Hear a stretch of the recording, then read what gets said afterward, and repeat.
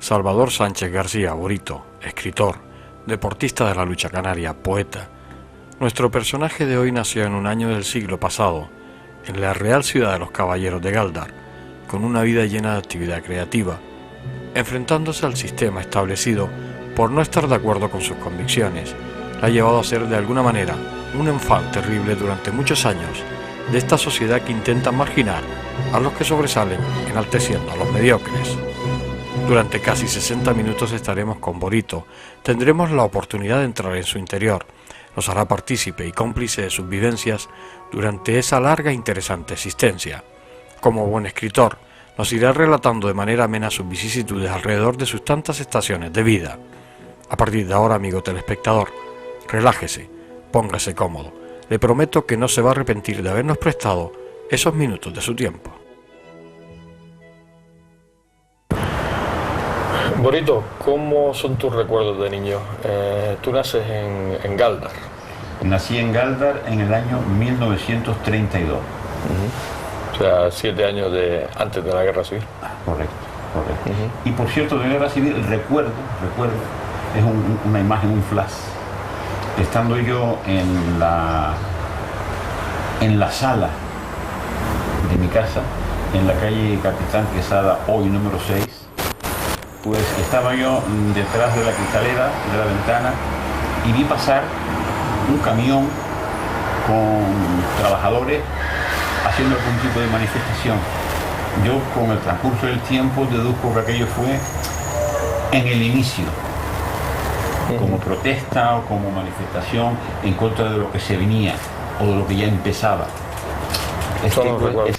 Y después también recuerdo, ya que tú citaste el caso de la guerra, estar yo en la azotea de la casa y a mi abuela darle un shock porque un barco lanzaba bombas a la montaña, porque parece que en aquella época la montaña era un núcleo izquierdoso y entonces yo tenía localizado el sitio. Sí, me acuerdo.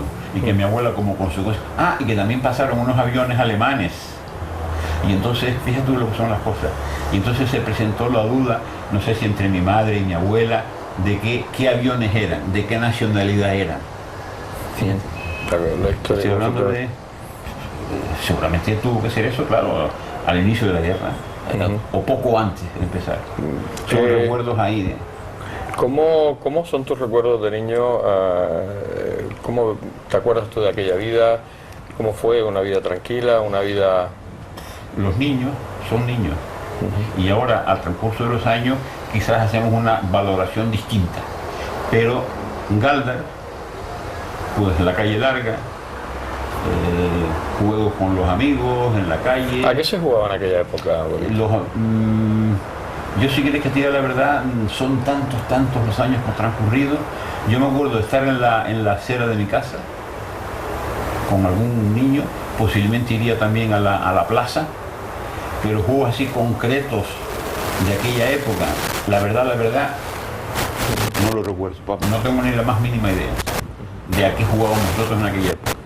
¿Y tus recuerdos sobre las navidades de aquella época también? ¿Te acuerdas de algo como niño? Pues de los años que yo estuve en Gáldar, que fueron desde el 32 que nací hasta más o menos el 39-40 que vinimos a las Palmas de Gran Canaria, pues Navidad, pues tampoco.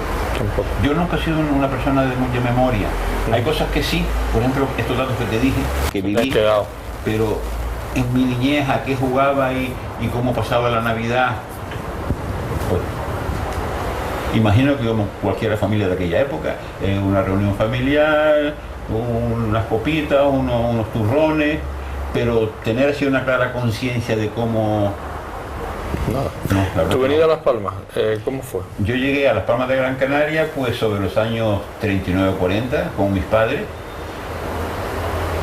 que establecieron mi padre y mi tío, o sea, el hermano de mi padre, establecieron un comercio a la subida de San Pedro, Almacenes Sánchez, y nosotros nos vinimos a vivir a la calle Colmenares 3, en un piso que daba al Parque San Telmo.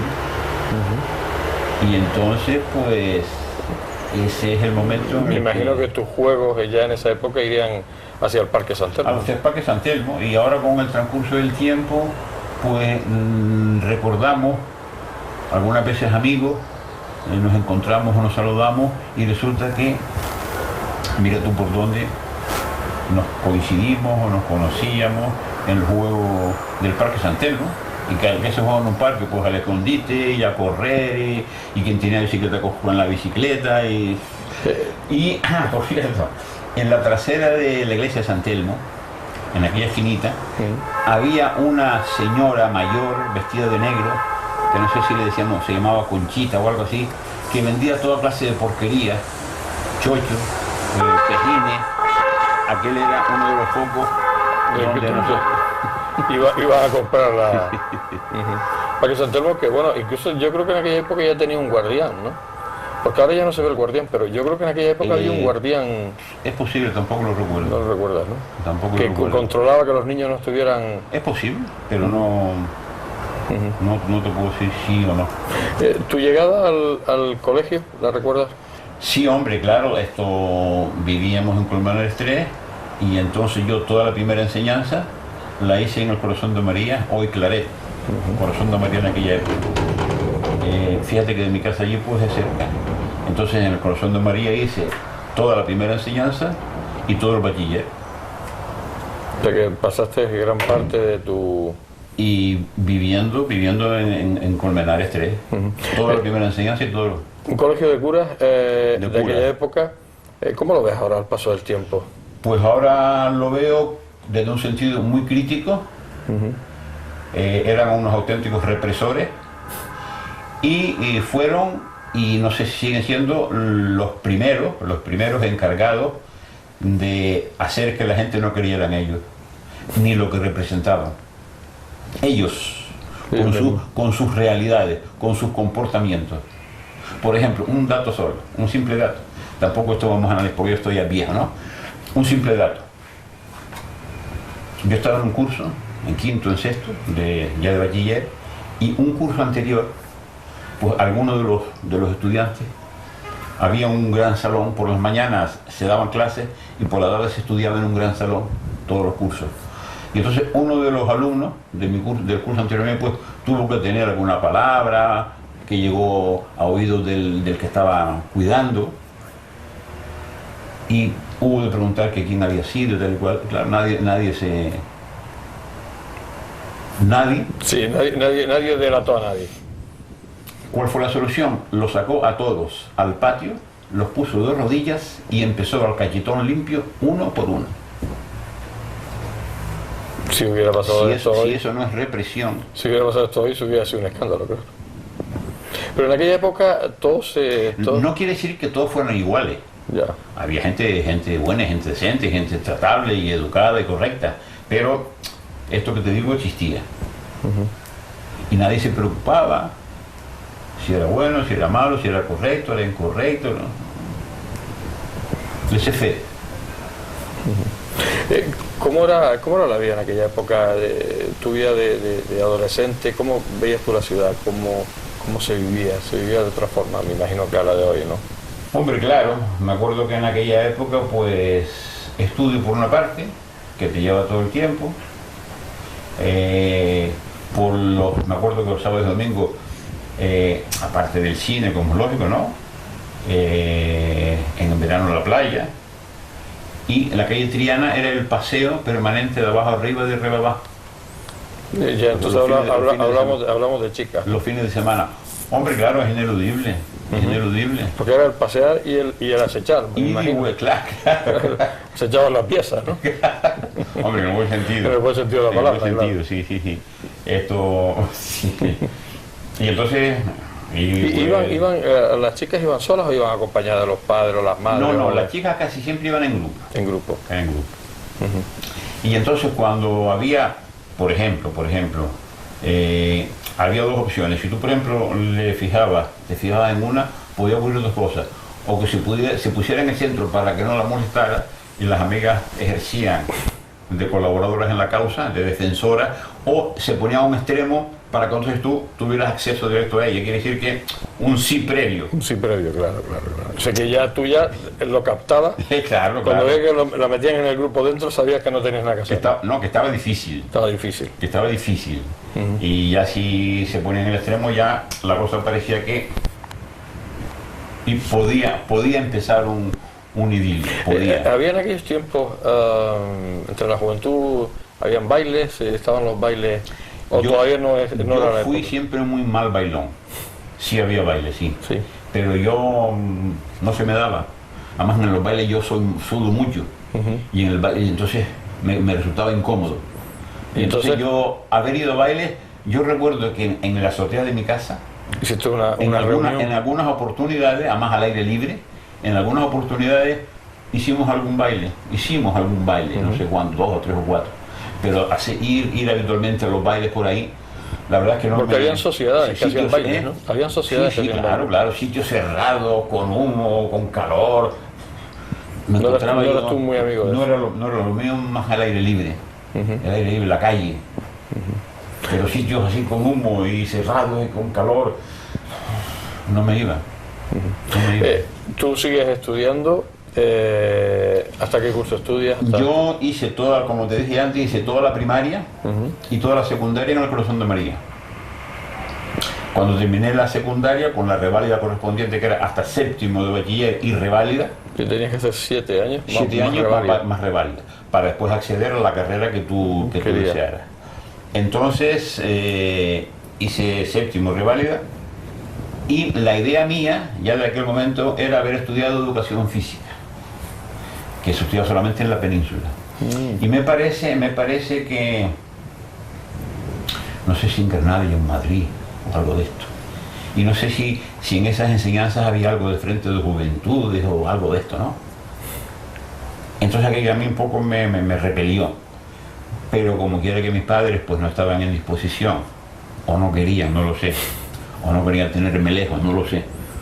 Entonces, como a mí no me gustaban los números y sí las letras, pues claro, no me dejaron estudiar aquello, entonces opté por estudiar Derecho en la Laguna.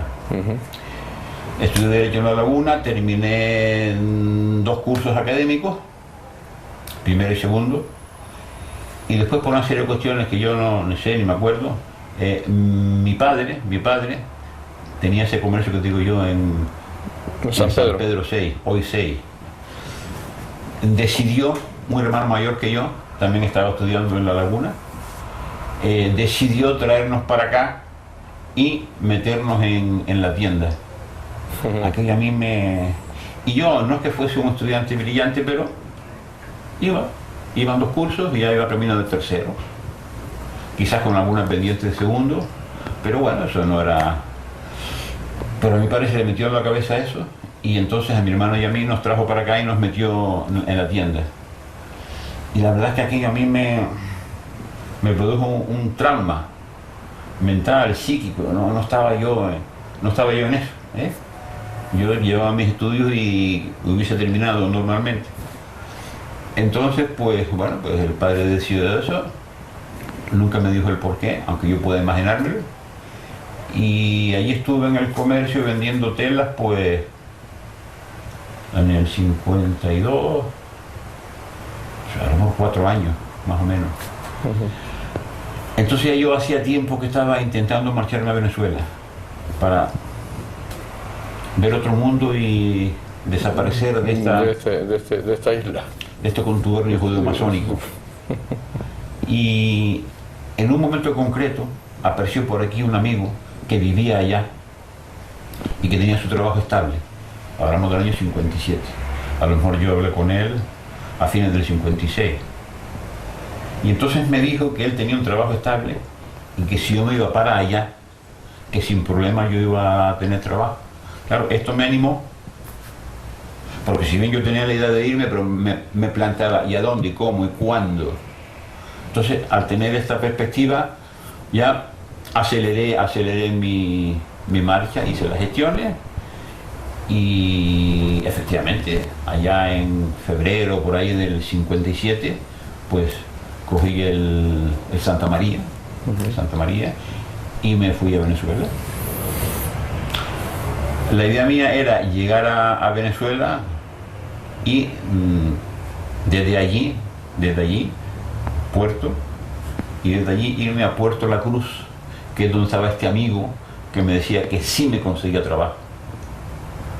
Entonces llego al aeropuerto, al puerto de La Guaira a Caracas, y con nosotros venía en el barco un señor de Valsequillo por ahí que ya conocía el país, y entonces subimos juntos para arriba en taxi, imagino, no me acuerdo, sí.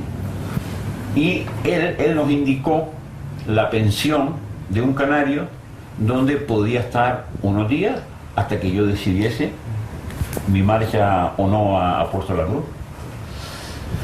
Llegamos allí, la pensión, y entonces yo hice una serie de gestiones, lo que se llama hoy un currículo, pues un currículo pero en directo.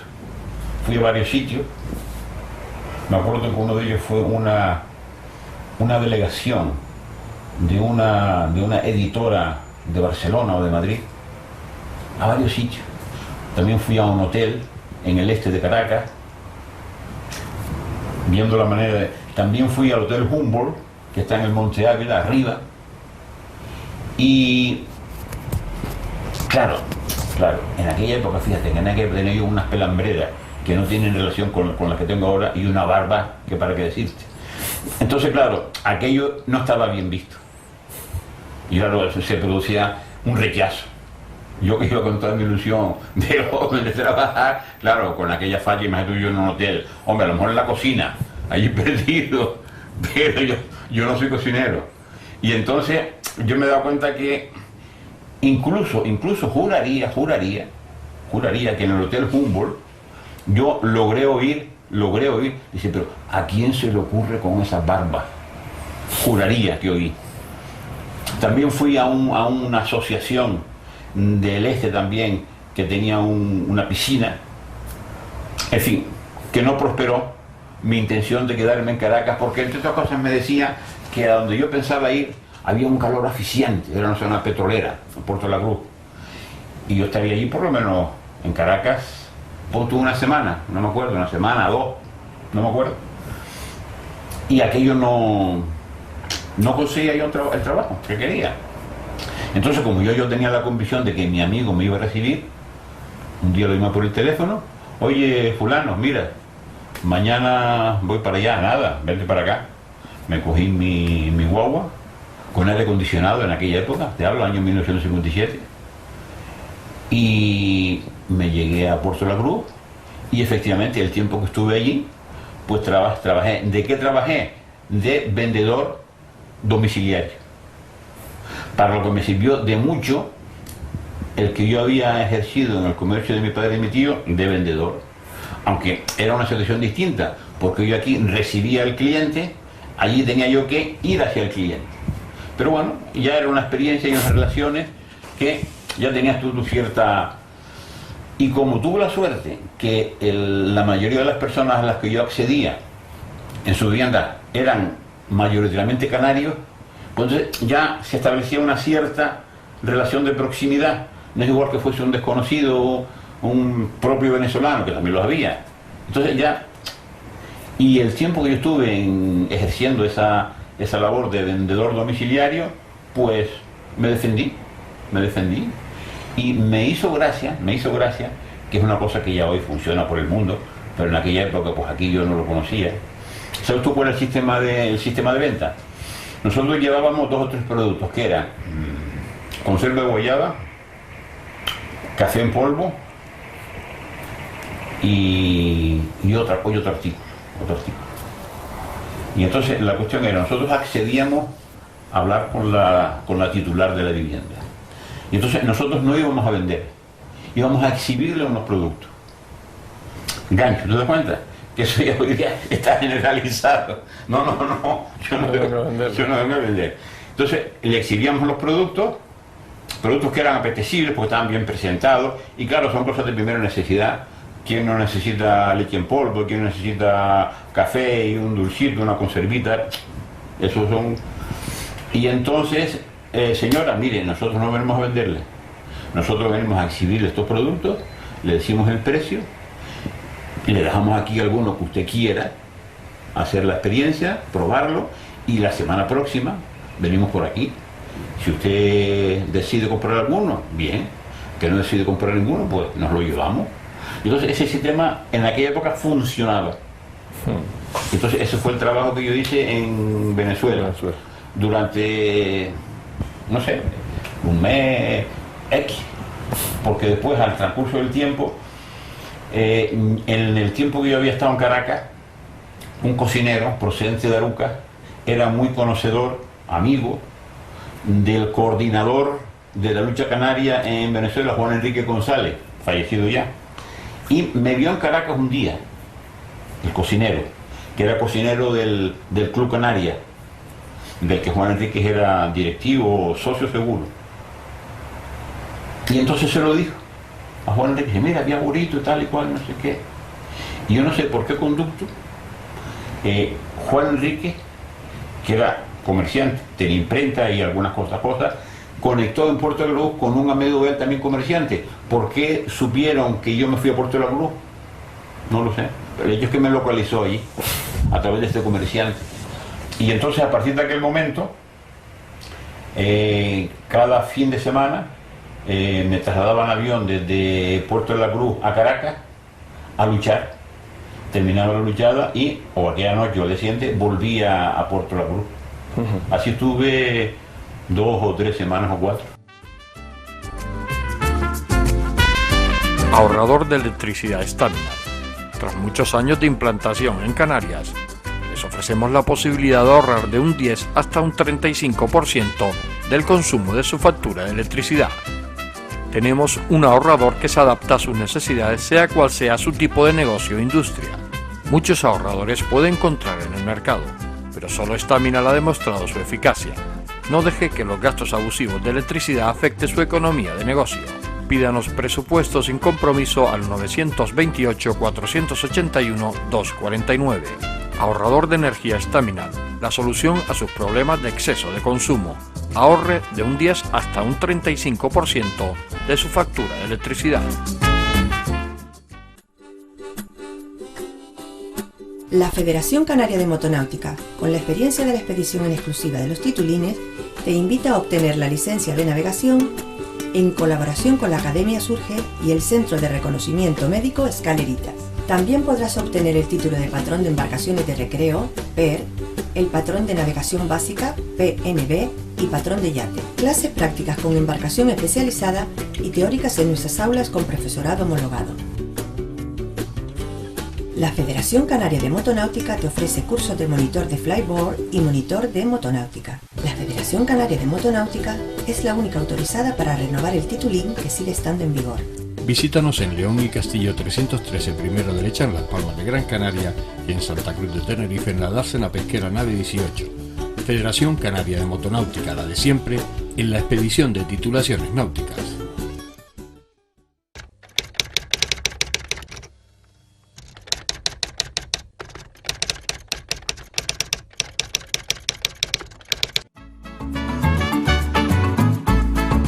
El ahorrador de electricidad Staminar es el único aparato en el mercado que reduce el consumo de electricidad tras haberse instalado en miles de hogares en Canarias. No deje que su factura de electricidad afecte su economía familiar. El ahorrador Staminar le garantiza una reducción de un 10 hasta un 35% de su recibo de luz. Staminar no necesita ninguna instalación especial, es autoinstalable y no consume electricidad. Diga basta al excesivo consumo de electricidad y llámenos al 928-481-249. Reduzca hasta un 35% de su factura de electricidad. Staminar, su seguro de ahorro.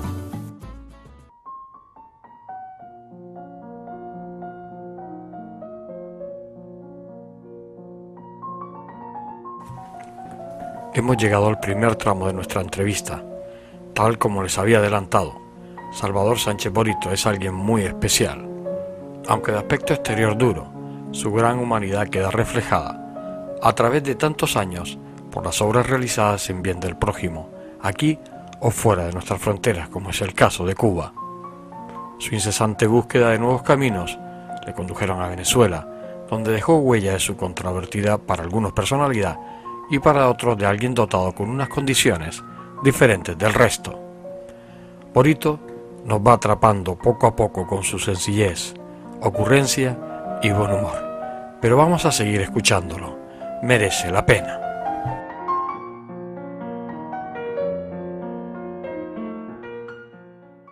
Borito, estamos hablando de Venezuela, tu estancia allí, pero mencionabas la lucha canaria. La lucha canaria, tú encuentras la lucha canaria con 15 o 16 años. Sí. ¿Y cómo la encuentras? Porque tú estás en un colegio que, bueno, no sé si el colegio Claret es destacado por la lucha canaria, que no creo, en aquella época allí a lo mejor se jugaría el fútbol o el baloncesto. Al frontón, jugué mucho al frontón. Al frontón. Frontón mano.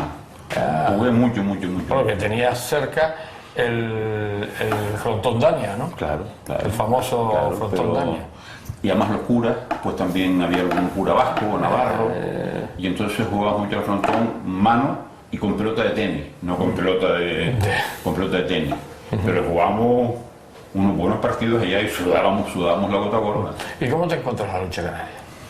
Pues fíjate, el origen, que ya yo lo he contado muchas veces y lo cuento otra vez. Nosotros, como te dije antes, vivíamos en Colmenares 3, que daba San Telmo.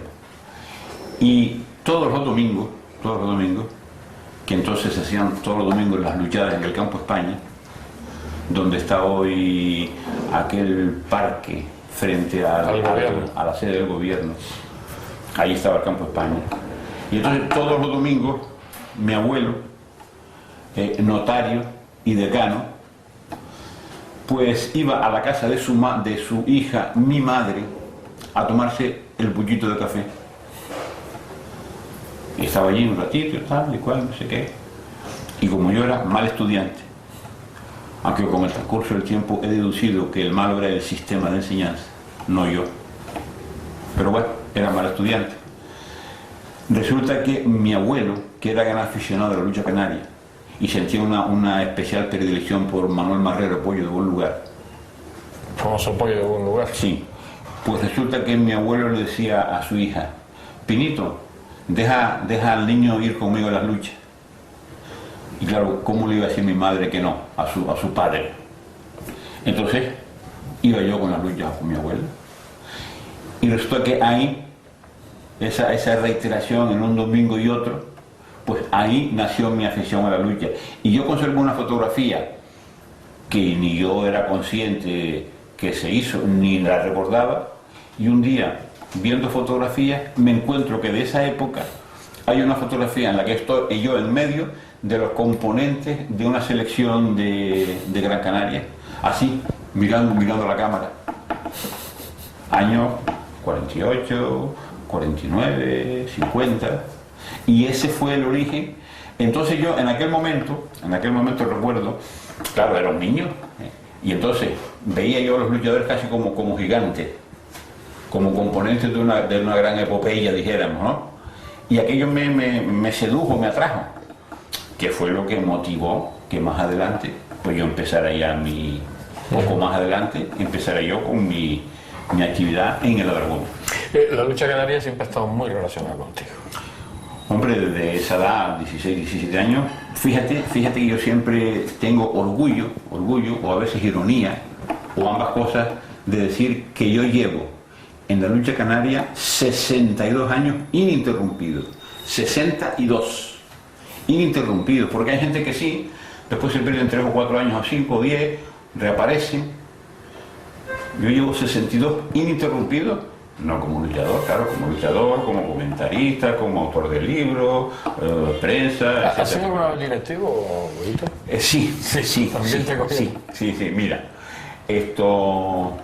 Antes de acceder a la presidencia, Jesús Gómez Rodríguez, fallecido ya, un grupo de gente de la lucha canaria, pensamos en fijarnos en una persona que pudiese ser un presidente eficiente.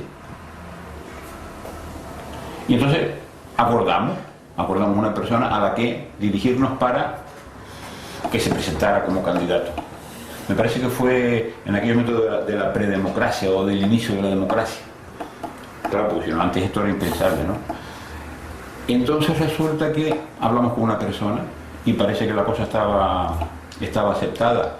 No sé por qué conducto estos amigos, este grupo de amigos, desistió de aquella persona y puso su ojo en otra que a lo mejor tenía más relevancia económica, política, dentro del sistema, etcétera, etcétera, etcétera.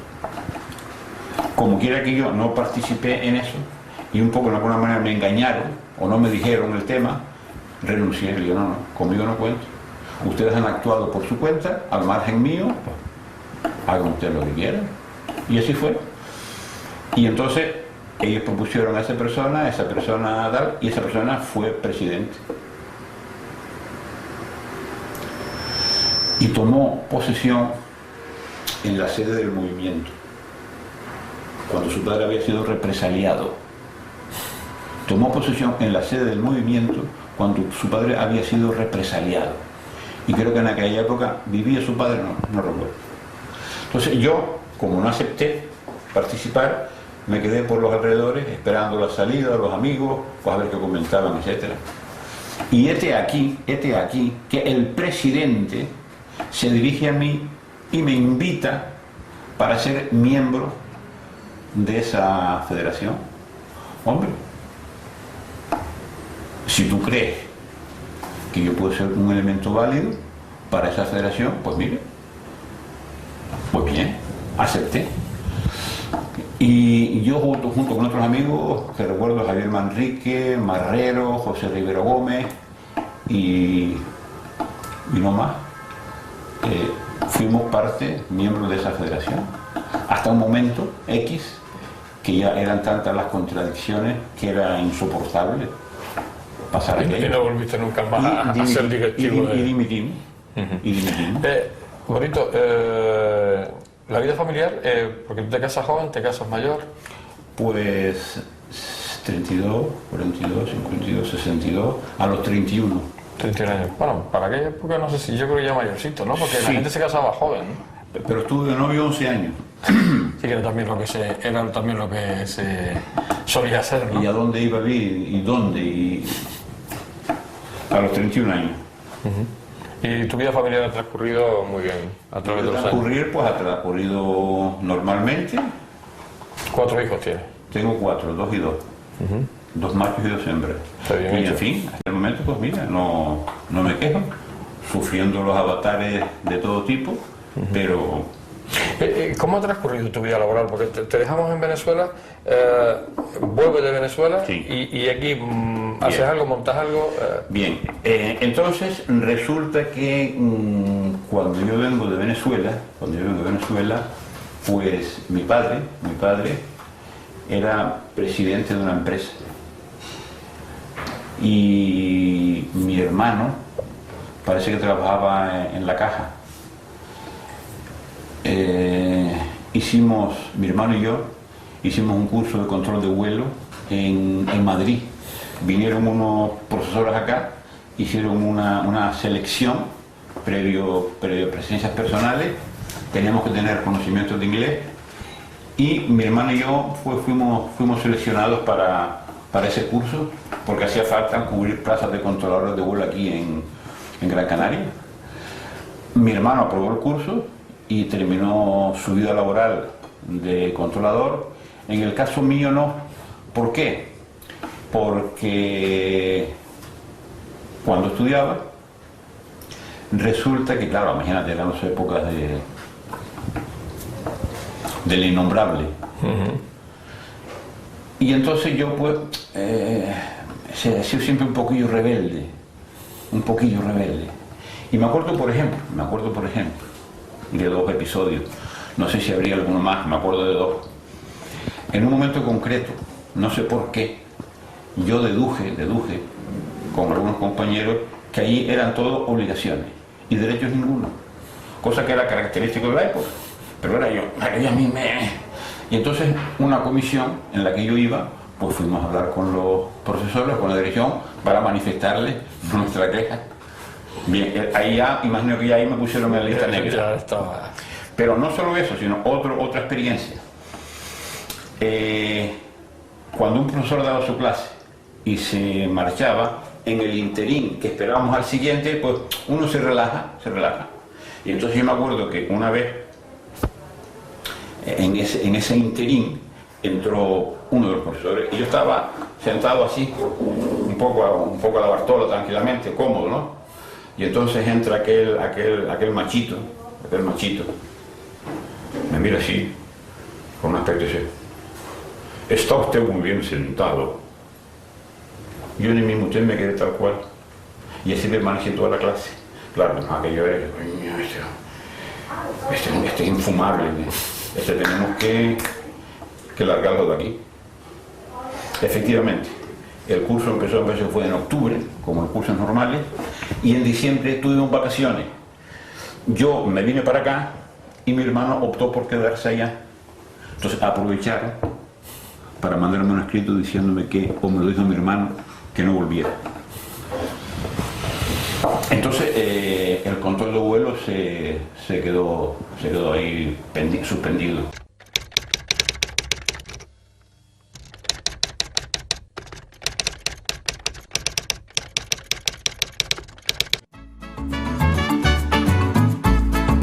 El ahorrador de electricidad Estaminal es el único aparato en el mercado que reduce el consumo de electricidad tras haberse instalado en miles de hogares en Canarias. No deje que su factura de electricidad afecte su economía familiar. El ahorrador Estaminal le garantiza una reducción de un 10 hasta un 35% de su recibo de luz. Estaminal no necesita ninguna instalación especial, es autoinstalable y no consume electricidad. Diga basta al excesivo consumo de electricidad y llámenos al 928 481 249. Reduzca hasta un 35% de su factura de electricidad. Estaminal, su seguro de ahorro. La Federación Canaria de Motonáutica, con la experiencia de la expedición en exclusiva de los titulines, te invita a obtener la licencia de navegación en colaboración con la Academia Surge y el Centro de Reconocimiento Médico Escaleritas. También podrás obtener el título de patrón de embarcaciones de recreo, PER, el patrón de navegación básica, PNB, y patrón de yate. Clases prácticas con embarcación especializada y teóricas en nuestras aulas con profesorado homologado. La Federación Canaria de Motonáutica te ofrece cursos de monitor de flyboard y monitor de motonáutica. La Federación Canaria de Motonáutica es la única autorizada para renovar el titulín que sigue estando en vigor. Visítanos en León y Castillo 313, primero derecha, en Las Palmas de Gran Canaria, y en Santa Cruz de Tenerife, en la dársena pesquera nave 18. Federación Canaria de Motonáutica, la de siempre, en la expedición de titulaciones náuticas.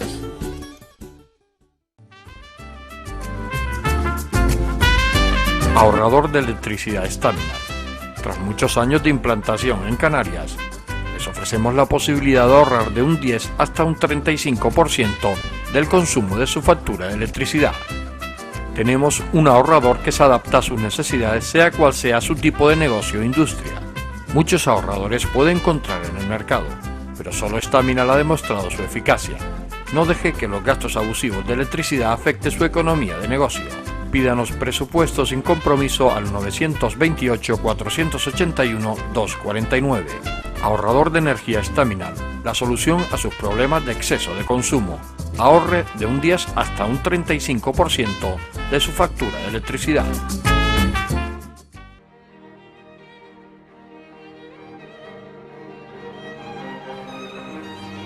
Confieso que Borito ha logrado abstraerme en su conversación de tal manera que apenas me he dado cuenta del paso del tiempo, su cadenciosa voz, su intensidad de vida, el rechazo a lo injusto y establecido, que posiblemente habrá sido castigado de alguna forma con el ostracismo por algunos sectores del poder.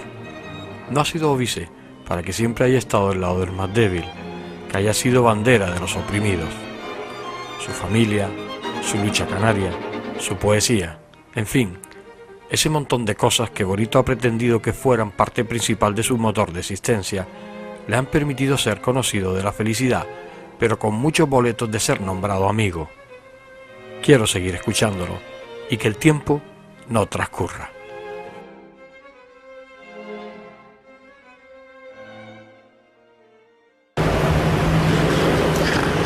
Borito, te dejamos como controlador de vuelo, que no fuiste nunca al final.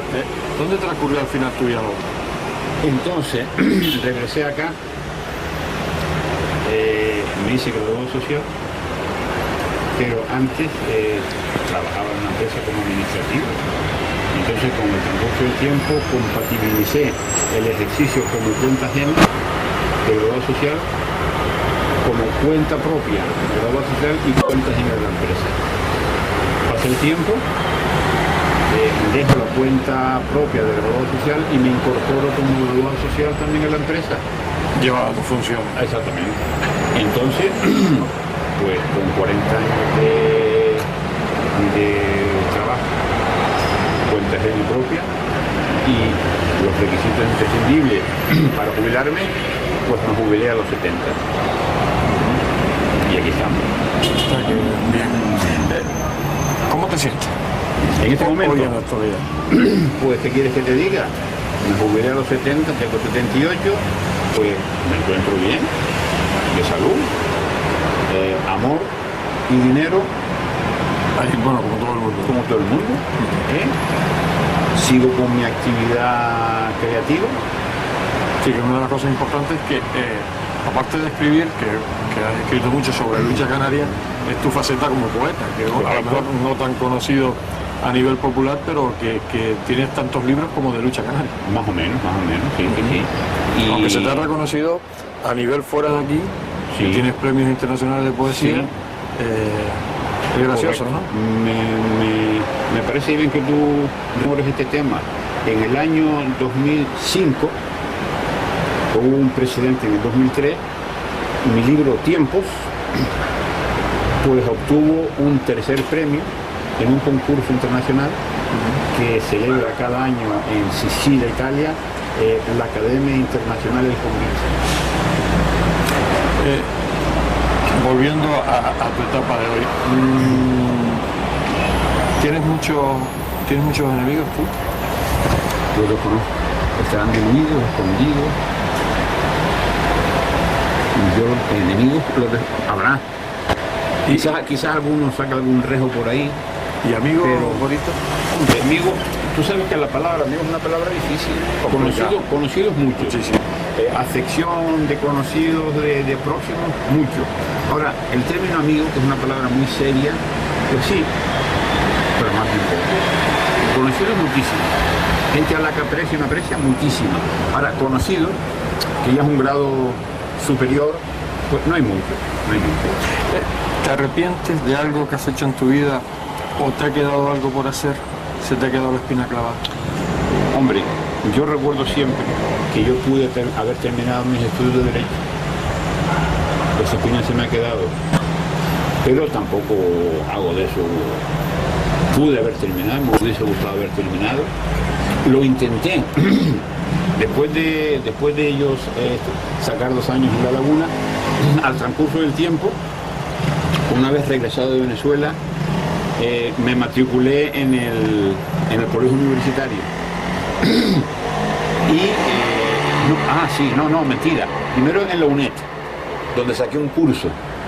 Incluso saqué un notable en una asignatura, en la UNED. Y más adelante continué en el colegio universitario, donde me acuerdo que saqué una asignatura. Pero claro, ya aquello era concha de todos los días, que si de aquí a la guagua, de la guagua, tal. Y a lo mejor para tener una sola asignatura se me hizo ya un poco pesado y opté por dejarlo. Me imagino que sigues con la misma ilusión y con la misma gana y con muchos proyectos hoy en la actualidad. Pues sí, en este momento sí. Y mira, te voy a decir, al margen, aparte de los 2 últimos libros, Lucha Canaria Periodismo 1 y Lucha Canaria Periodismo 2, en este momento está en imprenta la segunda parte, no la segunda edición, la segunda parte de un librito que yo publiqué en el 98, que lo titulé y lo titulo igualmente ahora, Mini Diccionario de Sujetos Terrícolas, Terrestres, Terrenales, Terráqueos. O sea, que metiste a todo el mundo ahí, ¿no? Más o menos. Bien. Entonces está en imprenta la segunda parte. Hay una empresa un titular que en principio se comprometió de palabra a editarlo. Ahora, con motivo de la crisis, no sé si el hombre se habrá vuelto atrás, espero que no.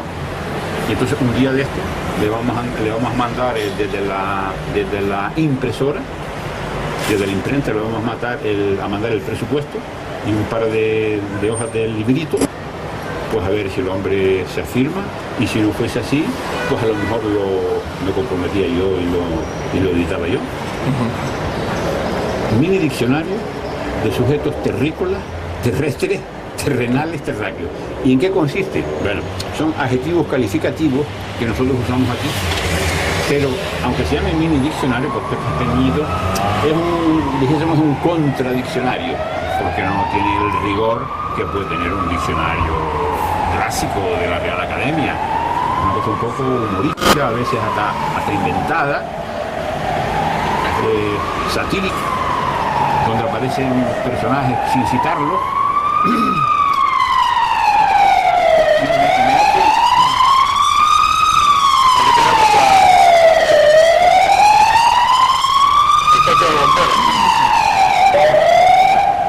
Parece que lleva un escándalo el coche de bomberos. Y el título del librito ha sido, me da la impresión, aceptado, porque cuando yo a las personas les digo el título, todas se sonríen.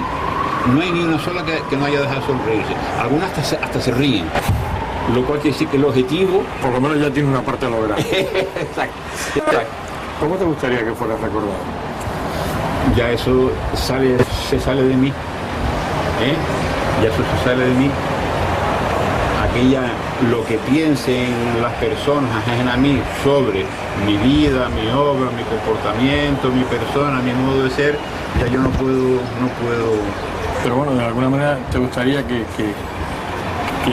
diga que te recordaran, o por lo menos dejar qué huella te hubiera gustado dejar. Mira, yo me conformo, sería este uno de los aspectos, ¿sabes? Pero que me viene a la cabeza. Yo me conformo con que de cada una de mis publicaciones poéticas, alguien se quedara con un poema. De todos mis libros, que alguien se quedara con una idea, o con un verso. Ah, sí, este verso es...